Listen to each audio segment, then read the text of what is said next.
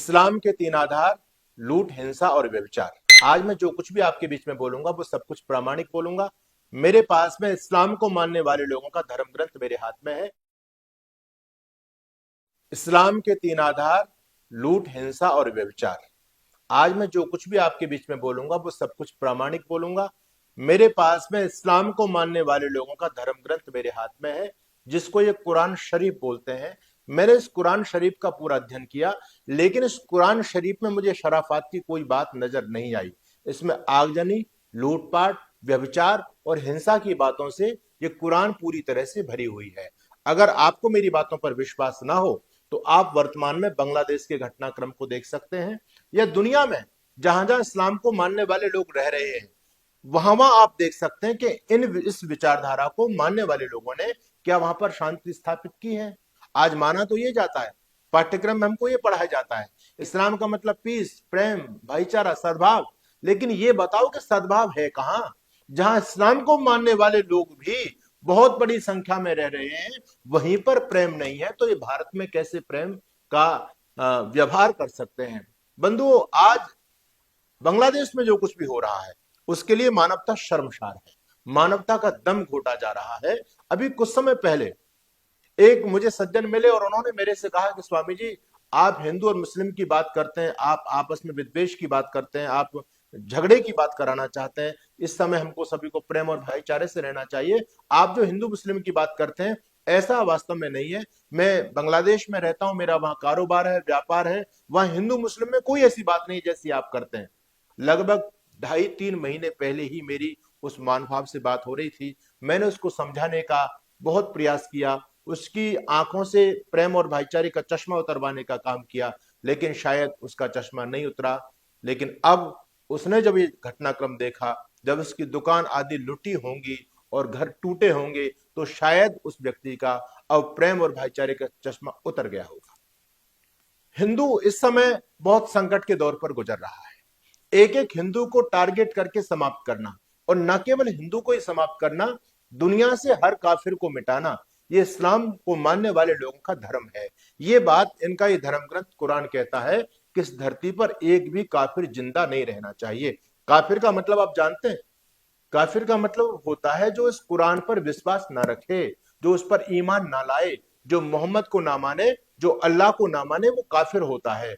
और हिंदू समाज कुरान को नहीं मानता, हमारा धर्म ग्रंथ दूसरा है। क्रिश्चियन लोग नहीं मानते, जैन नहीं मानते, बौद्ध नहीं मानते, सिख नहीं मानते, तो इसका मतलब ये सभी काफिर हैं और एक भी काफिर को धरती पर जिंदा नहीं रहना चाहिए, ये इनका धर्म ग्रंथ कहता है और उसको लेकर के ये लोग काम कर रहे हैं।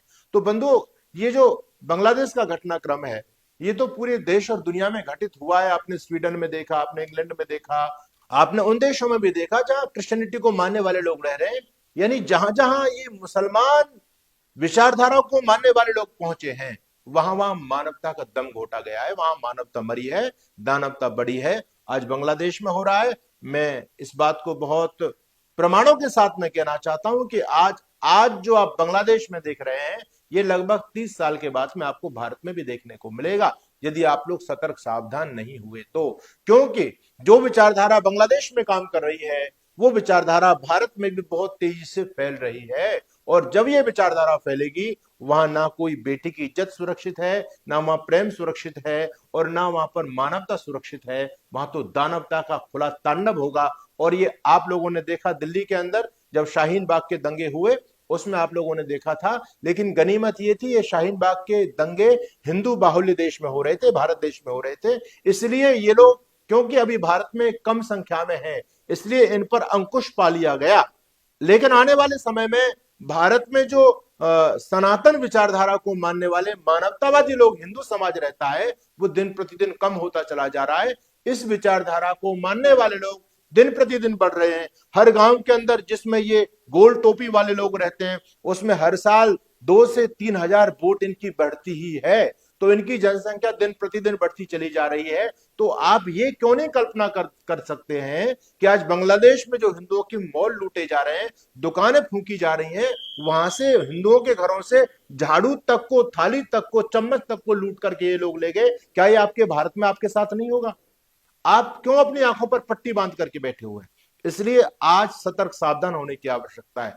बांग्लादेश में फंसे हमारे हिंदू भाइयों की मदद करने की आवश्यकता है। ये काम आपका नहीं, ये काम सरकार का है। सरकार ये काम करे जो हमारे भाई, अब थोड़ी बहुत संख्या में दुनिया में हिंदू समाज बचा हुआ है, और मैं हिंदू लोगों से भी कहना चाहता हूं कि अब समय को देखते हुए आप लोगों को सुरक्षित स्थान का चयन करना चाहिए। बांग्लादेश में भले ही चलो माना कि सरकार का कुछ हस्तक्षेप हो, आपकी जान बच जाए, लेकिन फिर भी आप वहां सुरक्षित नहीं है। ये तो इतनी घातक विचारधारा है, कैंसर का रोग है। ये अगर कैंसर शरीर में फैल गया तो मौत निश्चित है। तो इस विचारधारा के लोग जहां फैलेंगे वहां हिंदुत्व कभी भी संभव हो ही नहीं सकता। आपको मरना पड़ेगा, आपको भागना पड़ेगा, क्योंकि जीवन सबसे बड़ी कीमती वस्तु है आपके लिए। उसकी रक्षा के लिए आप भारत में आ सकते हैं। इस समय तो भारत सरकार ने भी ये प्रावधान बना दिया है, क्योंकि आप यदि वहां लोभ में बैठे कि हमारी प्रॉपर्टियां यहाँ पर है, हमारी दुकान मकान यहाँ पर है, ये दुकान मकान आपके काम आने वाले नहीं है। ये तो कितने सारे घटनाक्रम देश और दुनिया में घटित हुए हैं, फिर भी आपकी आंखें नहीं खुल पा रही हैं। तो मैं सबसे पहले आपकी सुरक्षा की बात करता हूं कि आप ऐसे स्थान पर जाएं। इस भारत देश में भी ऐसे ऐसे लोग रह रहे हैं जहां दावानल धधकने वाला है, वहां पर भी कुछ चंद हिंदू लोग रहते हैं। मैं उनसे कहता हूं भैया अभी सुरक्षित जगहों पर चले जाओ, तो कहते हैं स्वामी जी आप कैसी बात करते हैं और आप हमको डराने वाली बात करते हैं। मैं डराने वाली बात नहीं करता, मैं इस हिंदू समाज के पौरुष को जानता हूं कि इसका पौरुष सो चुका है। ये हिंदू है तो शेर, लेकिन इसको अपने, अब वो बब्बर शेर था, उसका गौरव गमान ये भूल चुका है। तो इस समय हिंदू समाज की जो स्थिति है वो यही है कि हिंदू अभी एक संगठित नहीं है, आपस में हमारी फूट पड़ी है, जातिवाद पंथवाद में हम लोग बटे हुए हैं।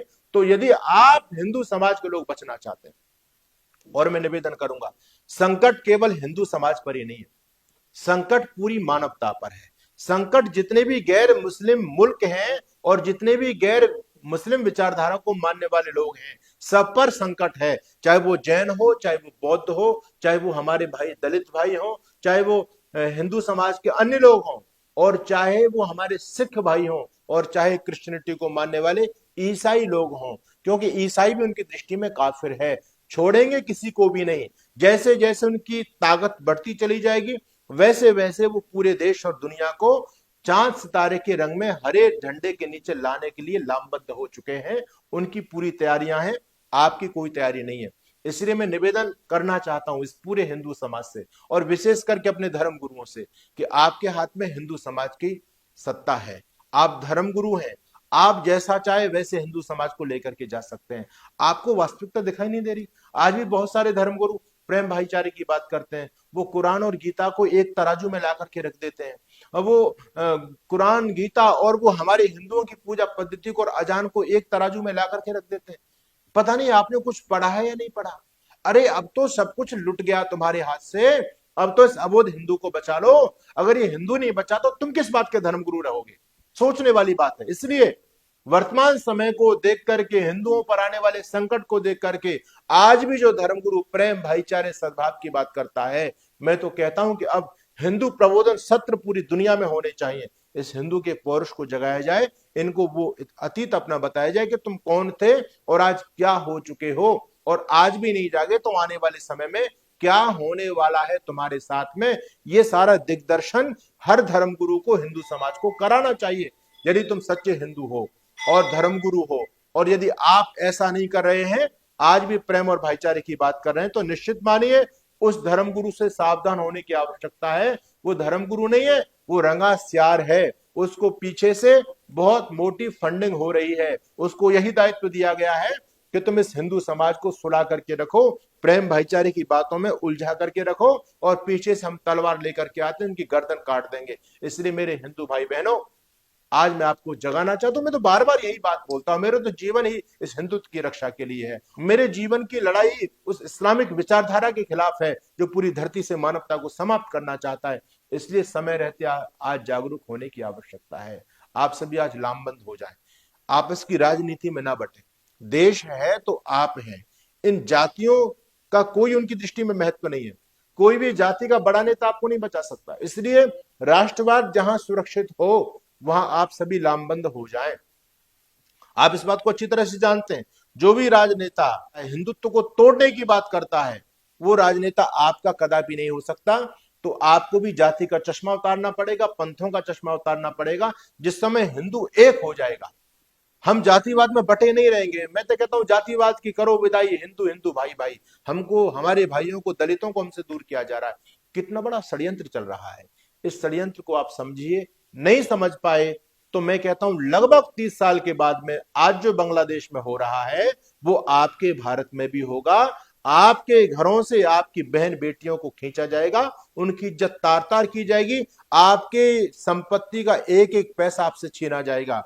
और फिर आपकी बहन बेटियां जब उनकी इज्जत लूटी जाएगी तब आपसे प्रश्न करेंगे और आपसे पूछेंगे कि मेरे दादा, मेरे पिता, ये बताओ कि तुमने हमको किन जल्लादों के हाथ में सौंप दिया। अरे तुम हमारी रक्षा नहीं कर सकते थे तो तुमने हमको जन्म क्यों दिया। तुम अपने बच्चों को क्या सौंप करके जाना चाहते हो। कल्पना करो आज के 20 साल 30 साल का बाद का भारत क्या होने वाला है। एक तरफ गजबाए हिंद की इस देश में तैयारियां चल रही हैं, एक तरफ सर तन से जुदा के नारे इस देश में चल रहे हैं, इस देश को अनेक प्रकार के टुकड़ों में बांटने की योजनाएं चल रही हैं, अनेक प्रकार की अधार्मिक और राक्षसी प्रवृत्तियां इस देश में सक्रिय हो रही हैं।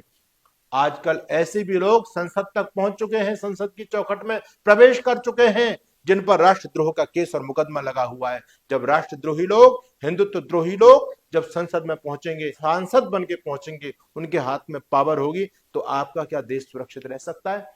कहने को बहुत कुछ है। इस संकट की घड़ी में हम सभी सनातनी अपने उन भाइयों के साथ हैं। सरकार को इस पर बहुत ही कठोर निर्णय से काम करना चाहिए और अपने हिंदू भाइयों की वहां रक्षा करनी चाहिए बांग्लादेश के अंदर तन मन धन से। और सभी लोगों को, अभी तो सभी ने सरकार के साथ रहने की घोषणा की, सभी विपक्षी दलों ने, और जो ऐसी संकट की घड़ी में राजनीति करेगा और जो सरकार का साथ न दे, ऐसे लोगों से सावधान रहना भी बहुत जरूरी है। क्योंकि आज इस देश में जयचंद बहुत बड़ी संख्या में है। उनको वो दूसरे लोग दिखाई दे रहे, हिंदू लोग उनको दिखाई नहीं दे रहे। हिंदुओं की पीड़ा से उनके कानों में कुछ फर्क नहीं पड़ता।